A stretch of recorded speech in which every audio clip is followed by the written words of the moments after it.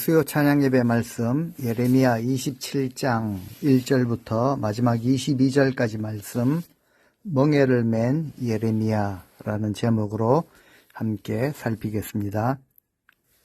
남유다에는 이제 20명의 왕이 있었는데요.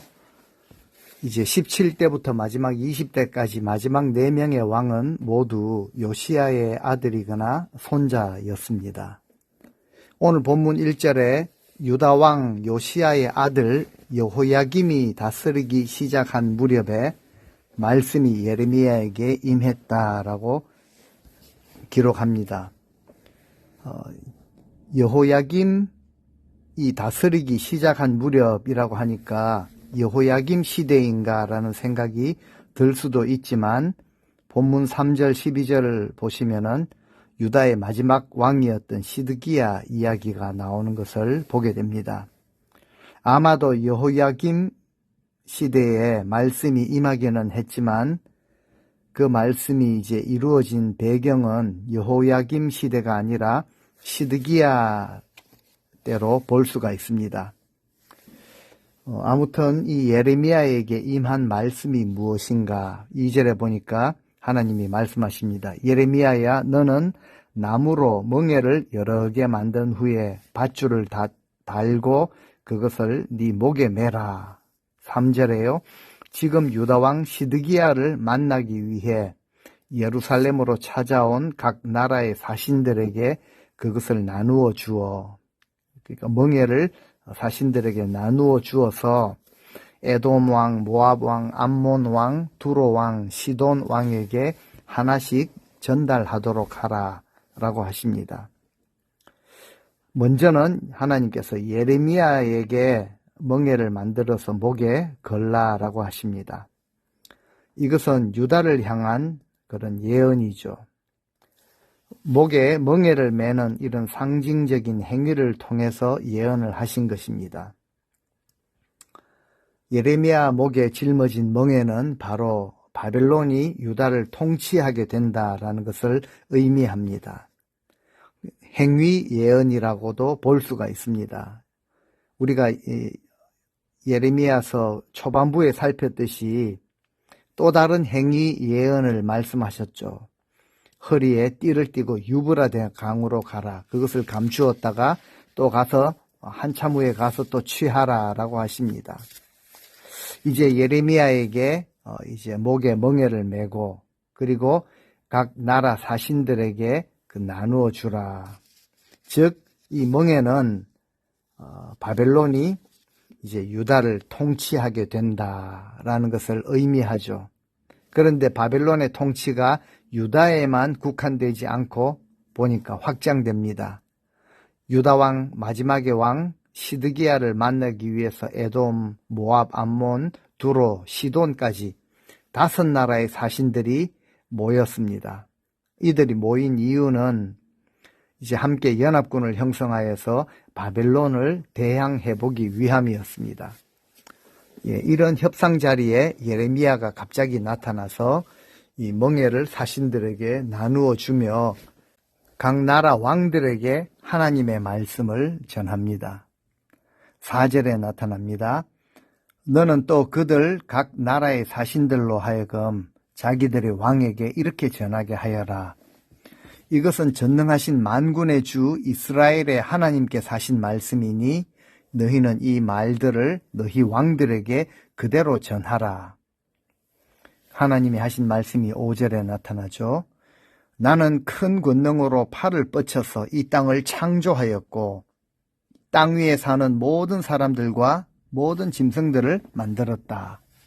그리고 내가 보기에 옳은 사람에게 내가 원하는 대로 각각 합당하게 사람들에게 그 땅을 나누어 주었다. 하나님은 스스로 어떤 분이신지를 먼저 자신을 드러내십니다.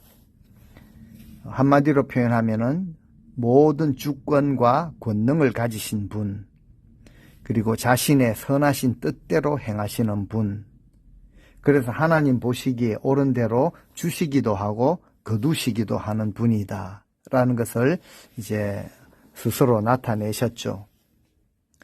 하나님은 온 우주 만물을 만드신 분이기 때문에 하나님의 섭리대로 세상을 다스리십니다. 이런 하나님의 경영에는 어떠한 불의함이나 실수도 없으십니다. 그저 하나님 보시기에 옳은 대로 사람들에게 주시기 원하는 것을 넘겨주시는 그런 분이시죠. 그런데 이제 무엇을 누구에게 얼마나 넘겨주시겠다라고 하시는가? 6절을 보시면은 이제 내가 이 모든 땅을 내 종 바벨론의 왕 느부갓네살의 손에 주고 또 들짐승들을 그에게 주어서 섬기게 하였나니, 땅 위의 모든 나라들을 하나님은 이 느부갓네살을 나의 종이라고 부르시죠. 나의 종 바벨론 왕 느부갓네살의 손에 내가 넘겨주었다. 또한 땅의 모든 들짐승들도 그의 손에 넘겨주어 그것들을 다스리게 할 것이다 라고 하십니다. 느부갓네살을 향해 내 종이라고 부르시죠. 무슨 뜻이겠습니까? 세상을 창조하시고 뜻대로 이끌어 가시는 하나님께서 느부갓네살을 자기의 종으로 삼으셨다라는 말씀입니다. 그리고 그 주변 국가들을 다스릴 수 있는 통치권을 그에게 넘겨주겠다라는 뜻입니다. 결국 이런 말씀을 듣는 주변의 모든 국가들은 하나님께서 하신 말씀이니까 그 말씀대로 느부갓네살을 섬겨야 했습니다. 7절에 나오죠. 그러므로 땅 위의 모든 나라들과 민족들은 기한이 이를 때까지 바벨론 왕 느부갓네살과 그의 아들과 그의 손자까지도 섬겨야 한다. 결국 시드기야에게로 모였던 5나라의 사신들은 이제 그 나라 모두가 바벨론의 통치를 받게 될 것이라는 이런 비참한 소식을 가지고 각자 나라로 돌아갈 수밖에 없었습니다. 오늘 본문 역시 모든 일의 주체가 바벨론 혹은 느부갓네살 왕이 아니라 하나님의 절대적인 주권으로 이루어진다라는 것을 알게 하십니다. 우리는 오늘 또다시 한번 이 말씀을 들으시면서 이것을 분명히 깨달을 수 있어야 합니다. 그리고 꼭 기억해야 합니다. 우리는 하나님의 절대적인 주권을 인정해야 합니다. 우리가 다 인간들인데 하나님의 주권 인정하죠 라고 말할 수 있지만 정말로 하나님의 주권을 인정하는 자들은 어떻게 증거가 되어집니까? 내 주권, 자기 주권을 내려놓을 수 있다라는 것이죠. 우리는 하나님의 백성, 믿음의 사람들로서 하나님의 높으신 절대적인 주권을 인정할 수 있어야 할 것입니다. 8절 말씀, 내가 바벨론 왕 느부갓네살의 손에 모든 나라들과 민족들을 넘겨주었다. 그러므로 만일 땅 위에 어떤 나라나 민족이든지 바벨론 왕 느부갓네살을 섬기지 않고 그의 멍에를 자기 목에 매는 것을 거부한다면 내가 바벨론 왕의 손을 빌어 그들을 진멸시키되 전쟁의 칼과 흉년의 굶주림과 독한 전염병으로 진멸할 것이다. 이것은 여호와의 말씀이다 라고 하십니다. 이처럼 예레미야는 하나님의 명령에 따라 목에 멍에를 메고 5개국 왕들이 모인 협상 자리에서 하나님의 뜻을 전해주었는데 이 하나님의 말씀을 듣는 유다를 비롯한 모든 국가들은 살아남기 위해서는 바벨론 느부갓네살을 섬기는 것 외에는 달리 방법이 없었습니다. 결국 느부갓네살에게 반역을 하게 된다면 이것은 곧 하나님께 대한 반역과 같죠. 만약에 느부갓네살을 섬기지 아니하려고 이제 자존심이 살아서 발부둥치는 그런 모습이 있다면은 하나님께서 직접 치신다라고까지 말씀을 하십니다. 그러니까 그들이 살 수 있는 방법은 딱 한 가지뿐이었습니다. 무엇이었습니까? 바벨론에 항복하는 것이었죠. 비록 식민지 신세지만 멸망당하지 않고 자기 땅에 살아남기를 원한다면은 바벨론 왕이 지어주는 멍에를 메어야 했습니다. 바벨론에 항복해야 했죠.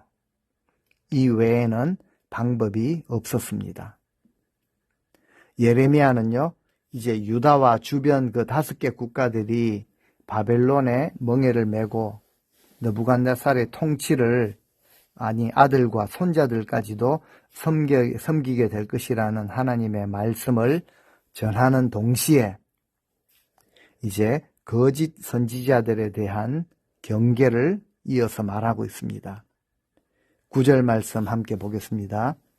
그러므로 너희는 너희 선지자들이나 점쟁이들이나 꿈을 좀 꾼다고 하는 자들이나 무당들이나 요술사들이 말하는 것, 너희는 결코 바벨론 왕을 섬기지 않을 것이다 란다고 할지라도 그들의 말을 믿지 말라. 10절, 그들은 너희에게 거짓을 예언하여 너희가 너희 땅에서 멀리 떠나게 하며 또 내가 너희를 몰아내게 하며 너희를 멸망하게 하느니라. 예, 거짓 선지자들에 대해서 말씀하시죠. 그들은 너희에게 거짓을 예언하고 있는데 그 거짓된 예언을 따르는 결과가 이처럼 끔찍하다라고 말씀하십니다. 그들은 그들의 땅에서 모조리 사로잡혀 멀리 끌려갈 것이고 나도 너희를 너희 땅에서 다 쫓아낼 것인데 너희가 모두 멸망당하게 될 것이다 라고 하십니다. 거짓 선지자들은 유다가 바벨론의 왕을 섬기게 되지 않을 것이라는 듣기 좋은 말을 하면서 이 시드기야와 그 백성들의 마음을 미혹시켰죠. 이 거짓 선지자들은 하나님께 간구하지 않았죠. 앞에서 표현한 대로 여호와의 회의에 참여하지도 않았으면서 자기 생각이나 혹은 사람들이 듣기 좋은 말을 하면서 많은 백성들을 미혹하게 만든 자들이었습니다. 그런데 지금 유다가 귀 기울여 들어야 하는 것은 거짓 선지자들의 이처럼 듣기 좋은 말이 아니라 예레미야를 통해 전해주시는 하나님의 말씀이었습니다. 우리 삶 속에서도 하나님의 말씀과 세상의 소리, 이 거짓 선지자들의 말이, 감미로운 말이 동시에 들려올 때가 분명히 있을 것입니다. 그때 무엇이 하나님께서 주시는 말씀인지 깨닫는 영적 분별력이 있어야 합니다. 분별할 때와 분별하지 못했을 때 결과가 너무 차이가 나죠. 11절 말씀입니다. 그러나 어느 나라 어느 민족이든지 바벨론 왕의 멍에를 자기 목에 순순히 메고 그에게 복종하여 그를 섬기면 나는 그들을 자기 땅에 그대로 머물게 하겠다.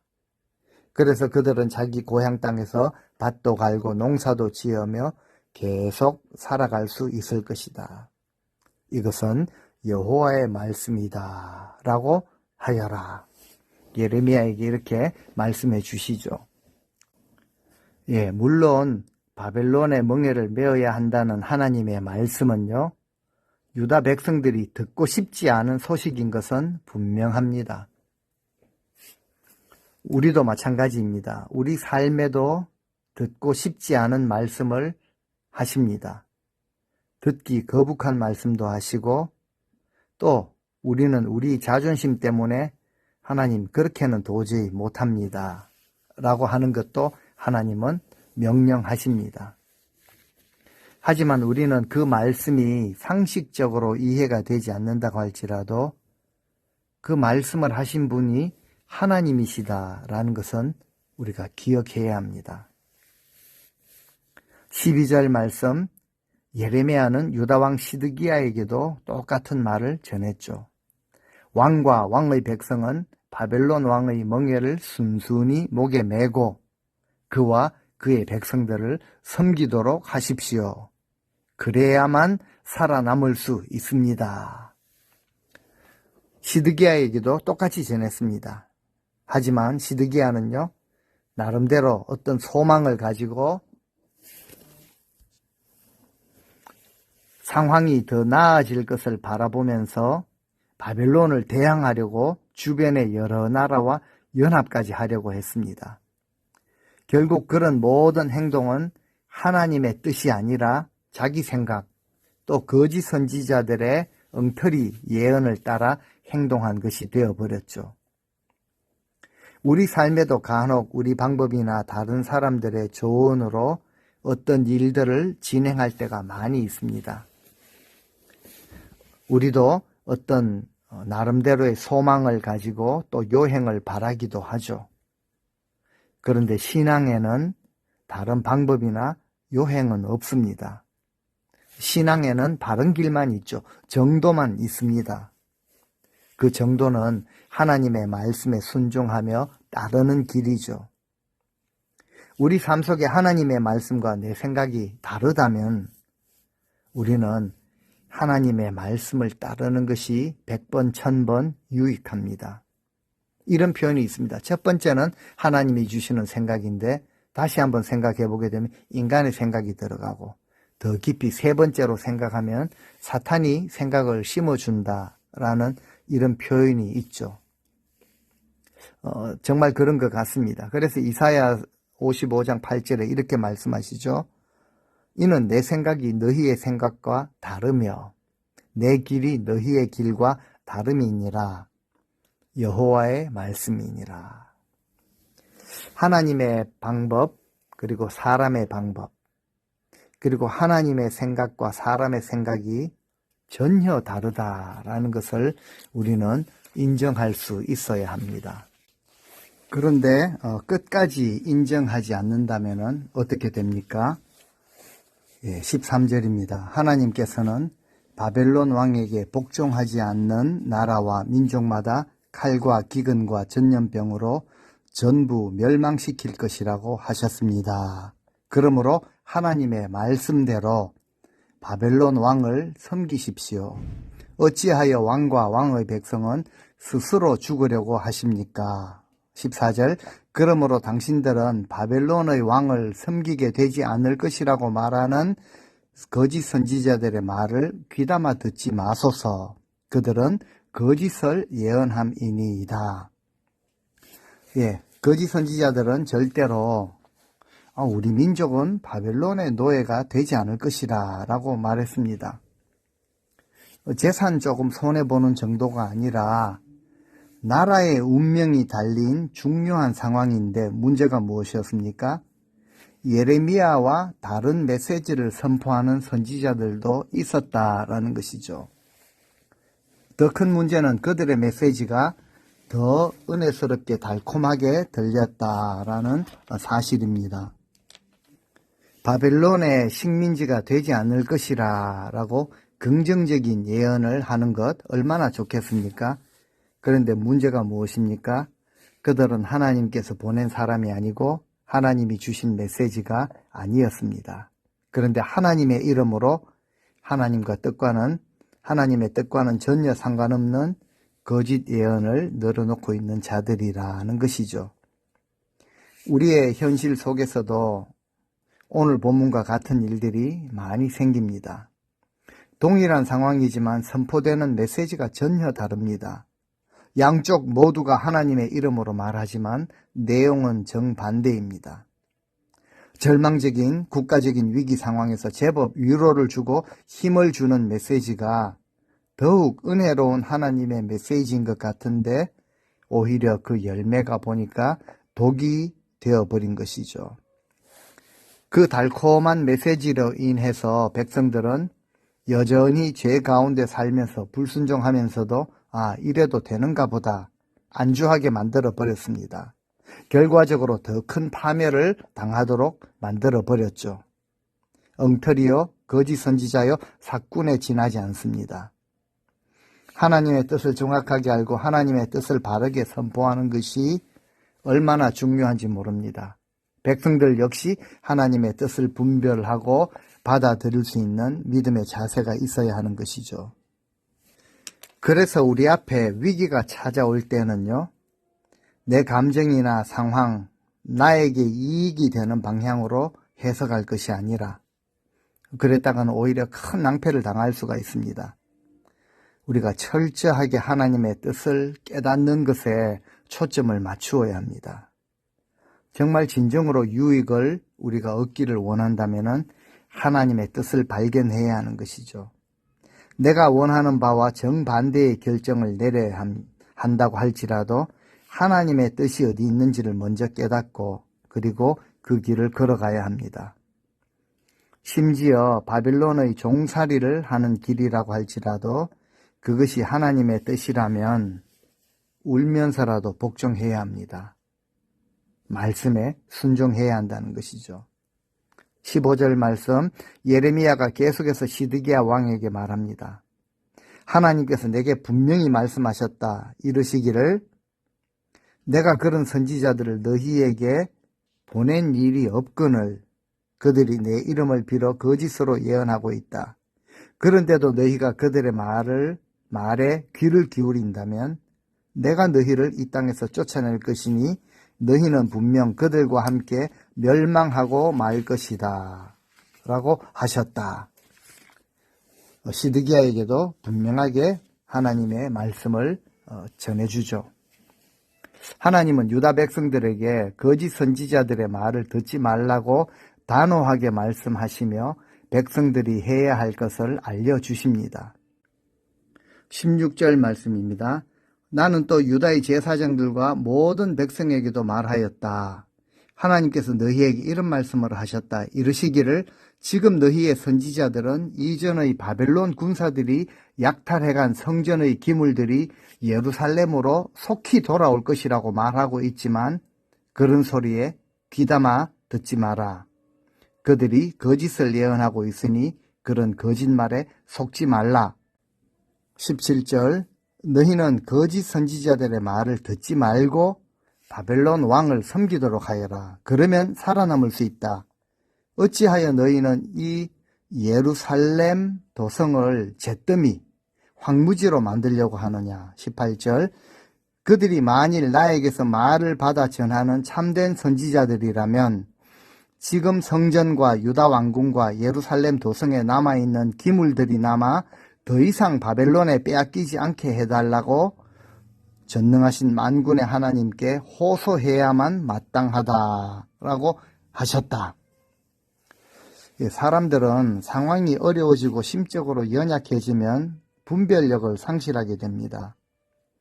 거짓 선지자들은 이런 심리를 이용해서 듣기 좋은 말로 백성들을 지속적으로 미혹하였고 백성들은 계속 미혹을 당하였죠.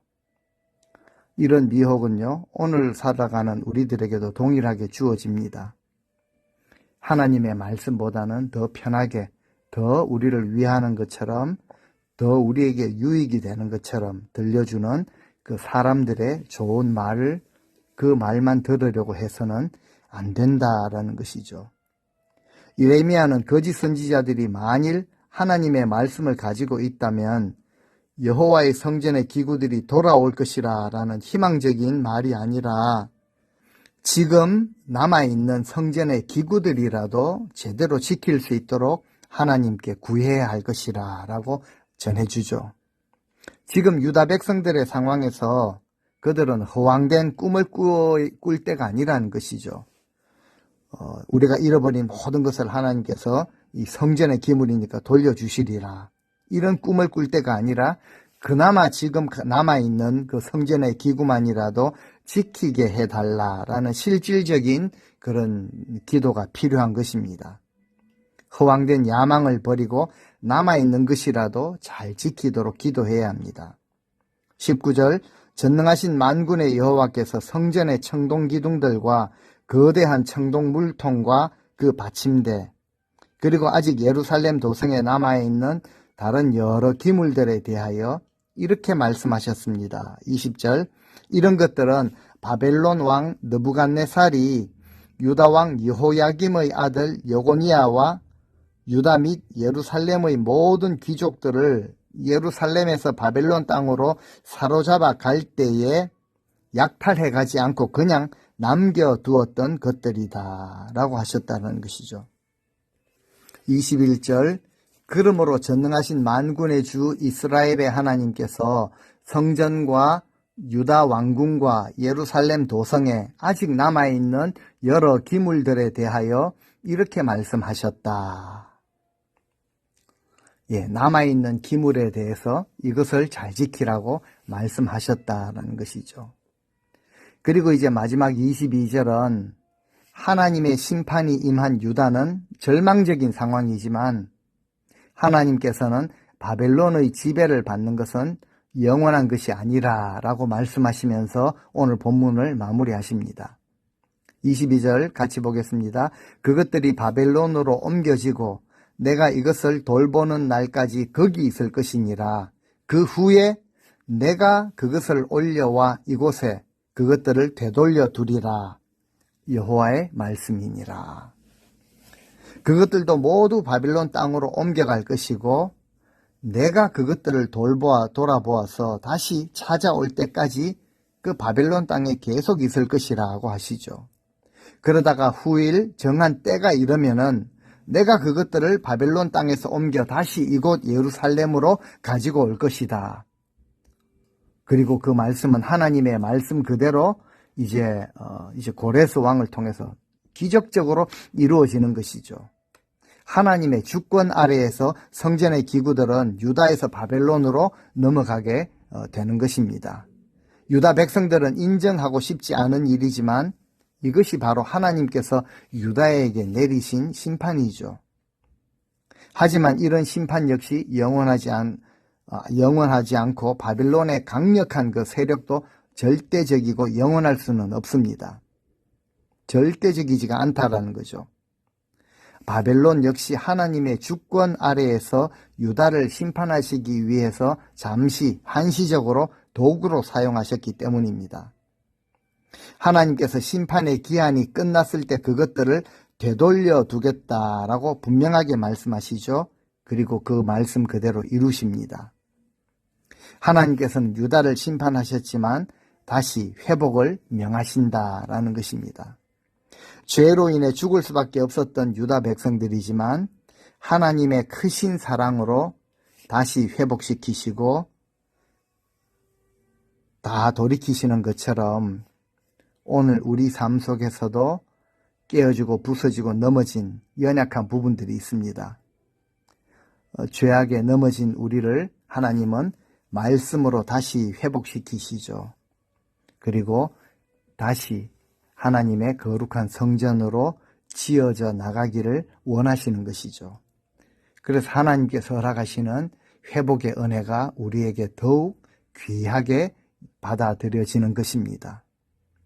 오늘 우리 삶 속에서 우리 남은 인생의 여정에서 세상에서는 얼마든지 듣기 좋은 소리를 감미롭게 우리의 감정을 아주 부추기면서 우리의 이성을 만족시키면서 우리에게 여러 가지 소식들을 전해줄 것입니다.